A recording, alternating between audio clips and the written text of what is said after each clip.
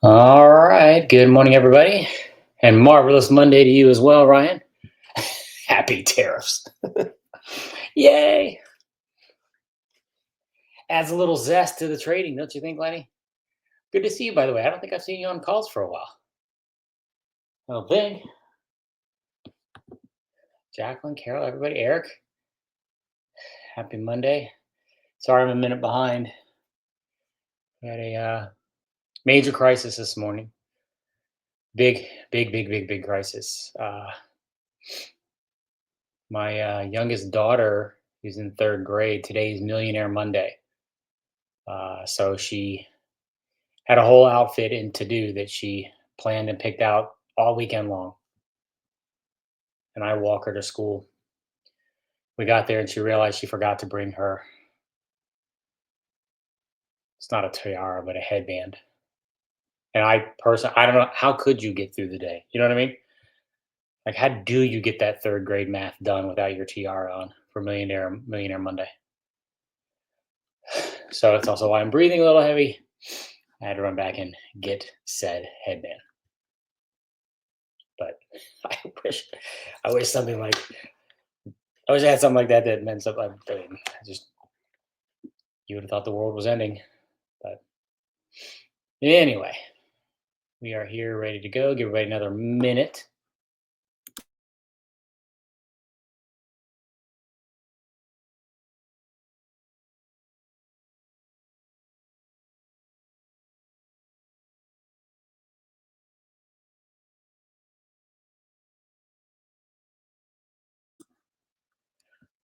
You know, I try my darndest to be tough dad.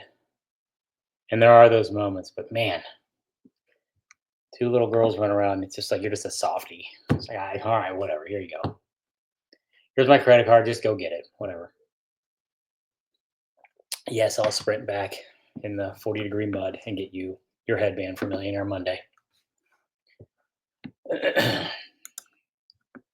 Matter of fact, I think any call that I've been late for, I swear 95% of the time it's been because of something like that. With my older of the two, I'm a little bit, she's a tough one. That's a spitting image of daddy there. So everybody jokes that that's my son, you know. Younger one, it's a sensitive, oh, by the way, some little Tesla charting here I was going to share as soon as Thinkorswim catches up with me.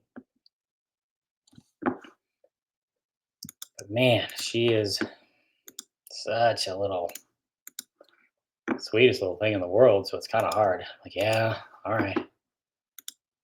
Daddy's running days are kind of behind him, but sure, I'll go get it. But I also think they both figured it out. They're onto my game. They know. Like, they know mommy's not going to go do that, but daddy, yeah, sucker. They know he'll do that. What is this old trend line here?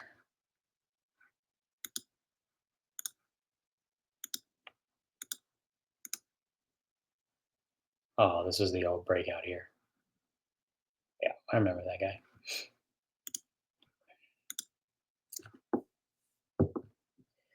But yeah, pretty good little setup there. Nice internal trend line here on Tesla. Took out this bull flag. So certainly we would expect when you look at the bull flag combined with this, we would think upsize where we're going to break to, but certainly not going to start the day that way. So support down here is right around 382, 83, you can see. So something to keep in mind there.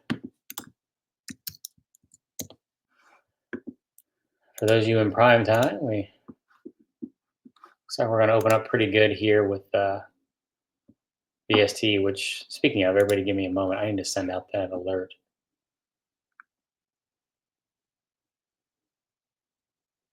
I agree, Miami Jeff.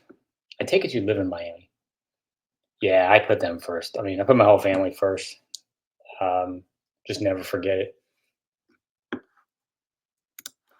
But those two little monkeys. The oldest one's home sick today. And real quick, everybody give me a moment. I got to send out an alert for that service. I'll walk you through the trades here that we have on, but I want to make sure I get this out. Anybody in? I assume some people here on in prime time. We'll probably close out that VST and let the CLS run, and I'll probably go to the dugout and sign my scorecard because that's a winning week, folks, in the equivalent of 15 minutes. Plus, as you know, I'll be out of town starting tomorrow.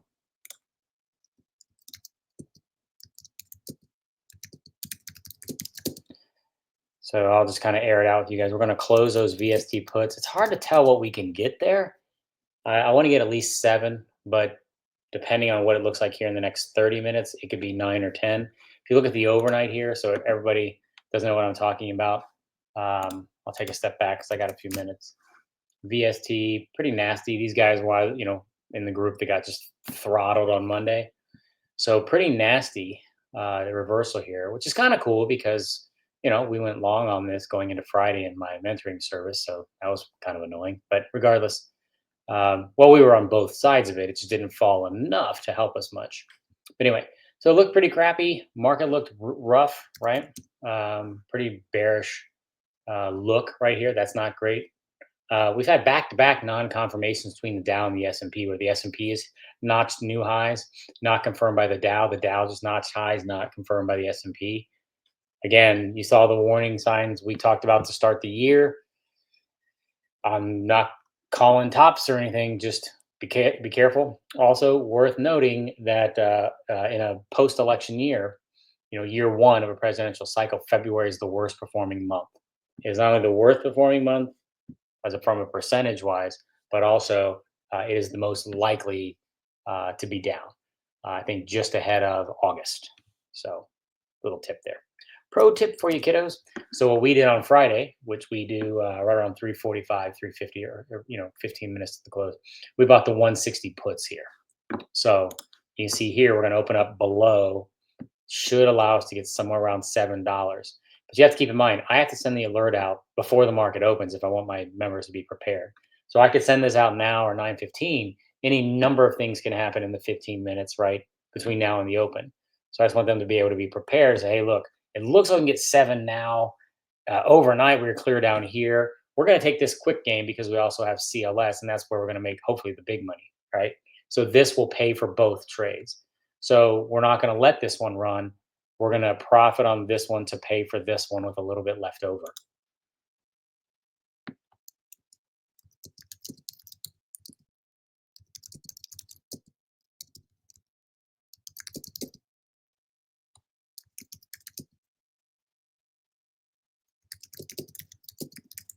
So give me just a moment.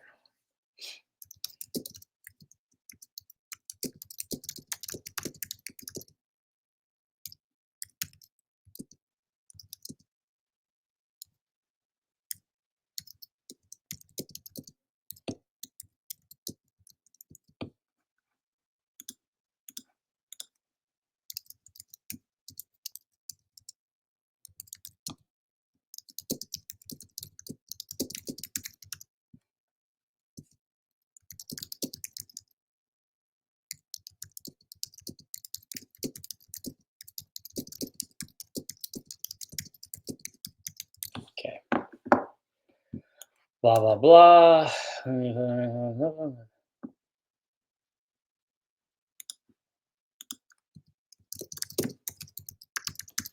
Okay.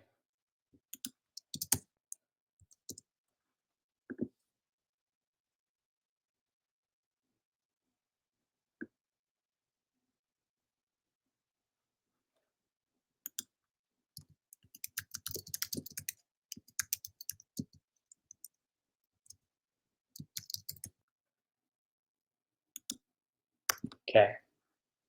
Oops.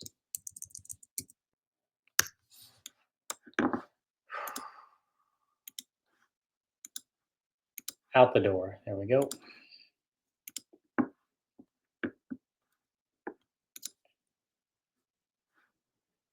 And then I put it in the app and we'll get back to work here. So thank you for your patience.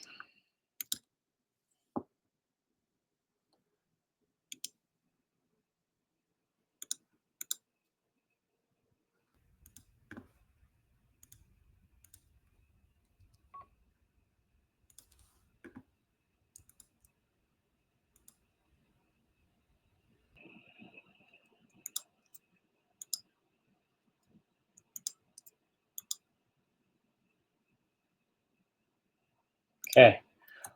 All right, we're good. You're going to Poland, Barry? Oh, wow. I'm going to California. I'm going to Carlsbad. So, all right. So that alert is out the door. By the way, anybody on that LTS webinar on Friday? Turns out they think that the StreamYard platform, for whatever reason, is loading the old presentation, even though I'm is somehow or they're trying to figure out why it's doing it. But I don't know how many of you are on that call where it's showing 2024's presentation, even though I'm loading 2025. So Barry's out there living the dream. That sounds awesome. Mine's a work trip, so wah wah. All right, we'll hop to it here and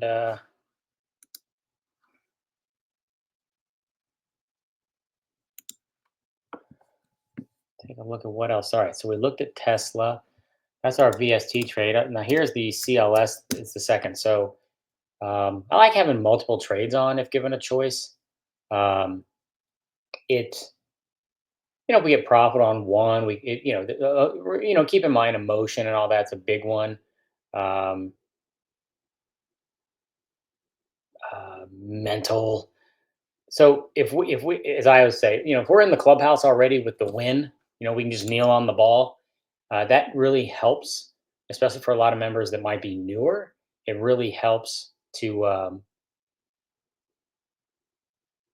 I don't know, it makes it easier for them to kind of sit tight and let one run if they know they're not going to lose, right? So if we can take the nice quick gain on VST that pays for both trades, um, then we can now sit back and say, all right, let's see where this guy goes. For this one, we decided to strangle this, and here's what I did. This is a nasty look on the stock here, and certainly kind of has more of a bearish vibe to it. But the thing's been crazy. We had the Monday, we had the earnings, a lot of stuff going on. Certainly hasn't been much of a trustworthy market, um, at least not for us lately. So what I decided to do was throw a put under the low, right? So the low on Friday was 116, right? So we bought the 115s, and then you can see the high was 133. So we went 135 on the upside. Okay. So what we're banking on here is that the stock breaks out of that range, that daily range from Friday. Okay. That makes sense, everybody? And that we're there to catch that move, if you will. So if it's going to take out that 116, it's certainly going to fall below 115. No reason to think it couldn't be a 110 or even lower, right? Maybe trying to fill the gap or something. If by chance there was a reversal, right, and we're taking this out, then sky's the limit, so to speak. So by taking the close out here, right, it allows us to sit back and let that one run. So if we close this and we can let's say hypothetically we only get 7, we paid 6 points, as I call it, just $6 is what we paid total, and using the same number of contracts, not same dollar amount. It allows us to kind of gauge what we need to do a little easier for everybody, keeps everybody together as opposed to everybody having different amounts everywhere. So we spent, I think it was $4. No, wait, let me check. 350, 350 and three. So we have 650. So we have 350 and three. So if we can get 7 or like 750 or anything higher, we're going to be profitable with a free trade. And so hopefully everyone can see how that would make things, a little easier if you could sit here for 5 days and let whatever happens happen with a stock that just moved, 15, whatever, $20 in a day. All right, so that's going to be the plan there. But, all right, so that's that. Updating those of you that are in smart trades, we have our GLD trade working, right? Barely got out of SMH. Really frustrated with it too, because we could have made a little. I mean, I was shooting for more, and the alert didn't.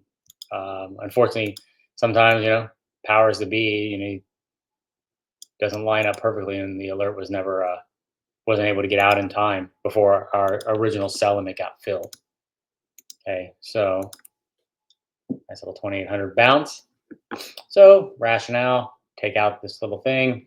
Let's buy some calls. Whoop whoop, we're doing good. So I don't know. I mean, if this thing wants to kind of keep running to 2,900 or so, I mean, I think we're pretty profitable already. So this was one we went out pretty far because I mean, if you look, it implies a run to,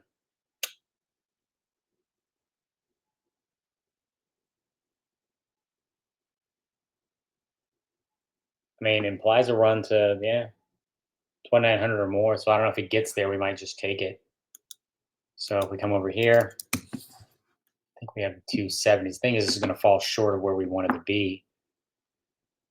We're here. I think it's the 270s. Anyway, in smart trades, correct me if I'm wrong, but I'm pretty sure it's 270s. So I think we're already up 100%. So what do we have to get here? We're at 2850. So give it like another percent and a half, 2%. If it gets there, then in theory, we're going to be up near or I'm sorry, 1%. Well, what's like 1.5, 2%. So one after that, 2, 5, 4. So, kind of puts us somewhere in this area. I'd say probably $4 or so. So for those of you that in it, that's probably what we would do. Not probably, that is what we would do. So if we see, um, so if we see this get to 2,900, I think it's going to 3,000. But if you told me we can get out of this trade a month early, more than a month early, 2 months early, but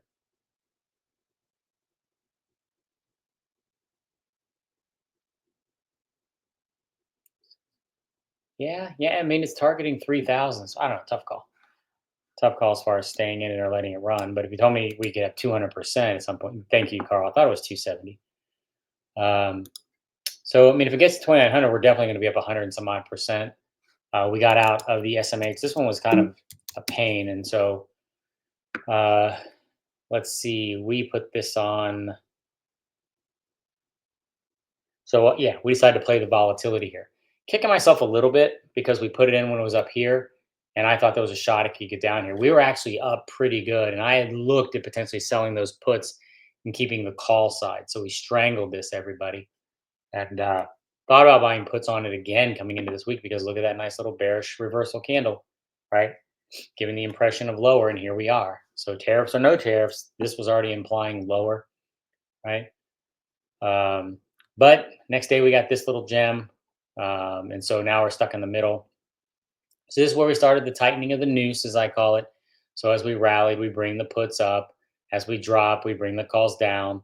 Going into Friday, now keep in mind that runs that number, the amount we have in it, our debit amount higher and higher. Okay, so it's not as easy as like, hey, just do it. So we kind of want to be patient and wait. And so we went into Friday owning the 240, 250. Now I think or I'm sorry, 240, 245. I think we started the week with the 230, 250, 250 maybe. So we had a pretty wide, right? So imagine, right? Calls that are up here, puts that are here. So when the ETF dropped to here, we were up pretty good. I mean, it might have been dangerously close to 100%. And while I'm thinking about it, kind of pushed off that low a little bit. I'm like, all right, we'll wait. We'll see what we get tomorrow. See if we can actually get to the 230, which was our target. And instead, we got that. So, you start kind of playing the game a little bit. When it drops, right, you kind of use that as an opportunity to bring the calls down. When it rallies, right, starts to go up on this Thursday, you bring the puts up. Okay. And then we were in a pretty good spot. And I set our sell limit at just enough to, because I thought, well, we're probably going to 250 or we're in trouble. This is Thursday, so it looks like 250 is coming. So our calls were a little bit closer than our puts, which we didn't mind because we were biased to the upside. But then we shot up, we hit 250 and pulled back. We had a sell limit of $5.30. That would have paid for the entire trade and given us like a small 10% gain or something, which is great. It's much better than a loss, right? Which had we done nothing, we would have taken a loss, a wipeout, right? So this would have been a great spot to take. Hey, we'll take it as a win. Nobody's getting rich off of it, but it's a heck of a lot better than taking a $500 loss. Well, it hit 250 pretty much on the nose and pulled back. I think it went just a hair above 250 and pulled back. And instead of, I think we had 535 was our sell limit. The high was 530, missed it by a nickel. Very funny market, right? And then it started goofing off a little bit. Well, I had sent out an alert that said, hey, take that sell limit off on the top side or raise it or something, because it looks like we might try to break through here. But to protect ourselves, now remember, going into this, we already had the 240s, okay, the puts. So when this thing shot up here, what I was trying to do was roll those puts over top of the calls, okay? So we flip our strangle upside down. And what this does, 247.50s. What it does is it protects $2.50. Okay. In other words, we can't lose $2.50 of the call premium because the puts are going to protect it. Okay. So any if we drop to if we lose 50 cents of that, the puts just gained it, if that makes sense. All right. So we didn't mind spending whatever it was. I think it was like a quarter or something when I sent it out. We will spend a quarter to protect 250. And then we'll open up the top side. So see if this thing wants to run further. And it did. It went up and hit a new high. Problem is, it happened relatively quickly. And before that alert could get sent, that 535 sell limit was hit. So would have been pretty cool. But like I said, we still came away with yes, Richard, that was the GLD. And now I'm on the SMH. So, um, but yeah, so I mean, we walked away with small profit there, and heck of a lot better than losing. Okay, um, but still, sometimes we'll do that, right? We'll flip the strangle upside down. I don't know if maybe there's a name for that. An inverted. Call it the Maverick. I was inverted, right? We'll do that. So, all right. So what else we're looking at this week? Nvidia also going to get taken out there today a little bit. At least it was. Where's it at now? Oh, it's not as bad now. 116. All right, well, I'm sorry, 115. So here's the big thing with Nvidia. Look at this trend line. Pretty nice and clear, right? So we got one. Remember, I'm not a big fan of just two tests and hey, look at that crazy trend line. I like multiple tests because we test it multiple times, a third, a fourth, a fifth, stuff like that. Then now we know the market has taken over. The market is drawing that line. I didn't just connect two dots and call it meaningful. The market is confirming that it is, right? So we can connect these 2 points. The market now told me it is important. It is important, right? So we now know we have a meaningful trend line that I think everyone should be watching. Okay. Sits at 117. NVIDIA looks like it's going to open at 115. So it's going to open up below that line. And if it fails to hold, right, um, you could get in a reversal, who knows? And then you kind of hold, you get fake out, right? Remember, fake outs like that are pretty bullish a lot of times. But you fail to hold that, you got to start be thinking if you were bullish and expecting yet another recovery. Keep in mind, by the way, Nvidia hasn't went anywhere for months. Okay, so it's not like Nvidia's been going to the moon or anything, but it did right back here notch a new intraday and a closing high there. Okay, but if we pan out here, it wasn't really like, man, this thing's going gangbusters. Mostly it's just been sideways. And every single, whatever you want to call it, bubble, um, fad, phase, all of it ends eventually. Okay. And we've seen it happen with most of the guys that we were watching with this, right? Remember when we talked about SMCI, we talk about it in prime time all the time. This will implode. I'm only saying that because it happens every time, all the time. There's never been a time, and I'm waiting for somebody to prove me wrong. There's never been a time that I've ever seen in my history where a security has done this and it didn't do this or some variation of it, right? Go look at the work at home stocks, look at the meme stocks, look at the weed stocks, go back and look at the solar stocks in the day, the gold stocks, right? They every time, all the time, the .com, the housing, right? And everybody telling you my favorite phrase, this time is different. Strange because it never is. It's so weird because it just never is. But believe what you want. Who else? MU, right? Looking great. Crash. AMD, all these guys, and there's like one man standing, so to speak. looking pretty good, and down we go. Okay, and you usually give back all of it. So, and then some, right? So where this takes us, we'll see, right? But this kind of comes off as like that last man standing, so to speak. I think everybody else is, oops, trying to pan out further.